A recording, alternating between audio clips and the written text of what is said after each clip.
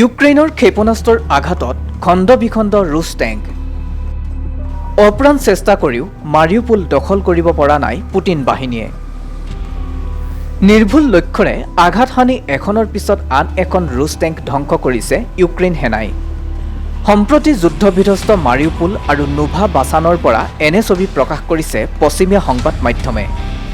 তেওঁলোকৰ প্ৰতিবেদনত দাবী কৰা হৈছে টেংক বিধ্বংসী ক্ষেপণাস্ত্ৰ নিক্ষেপ কৰি এনেদৰে বন্দৰ চহৰ মাৰিউপোলসহ বিভিন্ন এলেকাত ৰুছ আৰ্মাড ডিভিজনৰ বহু টেংক ধ্বংস কৰিছে ভলোডিমিৰ জেলেনস্কিৰ বাহিনীয়ে। এণ্টি টেংক গাইডেড মিছাইল, যাৰ সামৰিক ভাষাত নাম হৈছে ATGM।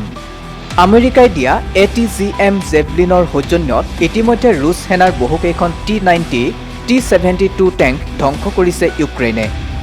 ধ্বংস কৰিছে ৰুছ মেকানাইজড ইনফেণ্ট্ৰিৰ BMP শৃংখলাৰ বহু যুদ্ধজানো।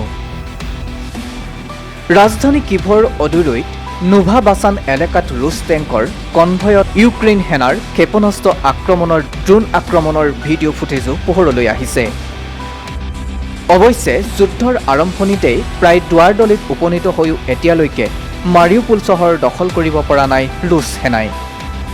সেনা আৰু অসামৰিক লোক মিলাই প্ৰায় ৫,০০০ ইউক্ৰেইনীয় নিহত হৈছে। তাত আবদ্ধ হৈ আছে প্ৰায় ২ লক্ষাধিক সাধাৰণ নাগৰিক। নিউজ ডেস্ক ৰিপোৰ্ট, নতুন সময়।